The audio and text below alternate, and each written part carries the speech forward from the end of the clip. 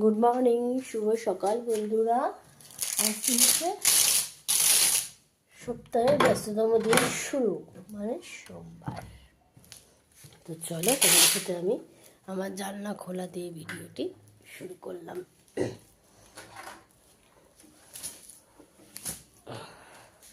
হয়ে গেল কিচকিচ লাগানো। তো চলো, আমি ঘরে ঢুকলাম মেয়েকে স্কুলে দিয়ে। এবার আমি একটা একটা করে কাজ সারতে থাকবো। প্রথমে বাসনটা মাজবো, তারপরে বিছানাটা তুলবো, কারণ আমার জল চলে যাবে। বাসন অনেক কটা জমে গেছে। চলো বন্ধুরা, মেয়েকে বাসন কটা ফার্স্টে মেজে নিই, তারপর বাকি কাজ করছি। হোম ডেলিভারি রান্নাও রয়েছে। তোমরা সবাই কেমন আছো?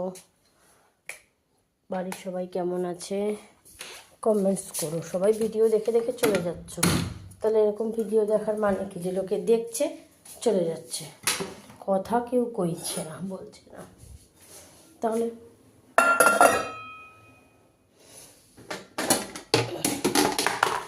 কি করবো তোমরাই বলো।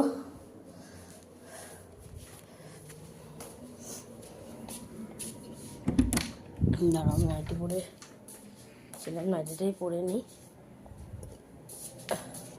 আগে আমি বলেছি ভালো জামা কাপড় বাসন মাজতে একদম পছন্দ না।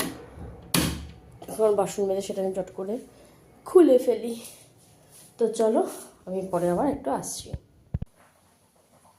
তো বন্ধুরা, আমি আবার চলে এলাম। এই যে আমার বাসন এতগুলো মাজা হয়ে গেছে, এখানে এতগুলো মাজা হয়ে গেছে, দেখতে পাচ্ছ। এখানে জল ভরে রেখেছি সবজি টবজি ধোয়ার জন্য।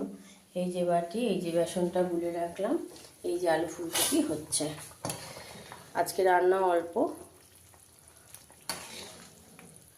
দেখতে পাচ্ছ।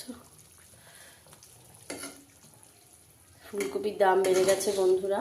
এখন আর সেই 10 টাকায় বিশাল বড় বড় ফুলকপি আর পাওয়া যাবে না, বুঝেছ? দুটো পুটকি ফুলকপি। এই দেখো, আমার মিক্সির ওপরে ফুলকপি দুটো রাখা। এই দেখো, এইটুকুটুকু এখান থেকে জাস্ট একটা ফুল নিয়েছি। এই যে এই পাতার আড়ালে যে ফুলের ফাঁকা জায়গাটা আছে, এই যে এখান থেকে একটা ফুল নিয়েছি। তাহলে বুঝতে পারছো কোন টুকুটুকু 15 টাকা করে দাম এক একটা। ঠিক আছে, তো চলো আবার আমি বিছানা গোছাই আসছি। বাসন মাজা ভিডিও তো চলো, আমার বাসন মাজা হয়ে গেছে, রান্নাঘর ঝাড় দেওয়া মোছা হয়ে গেছে। এখন আমি বেডরুমটা ক্লিন করে নেব।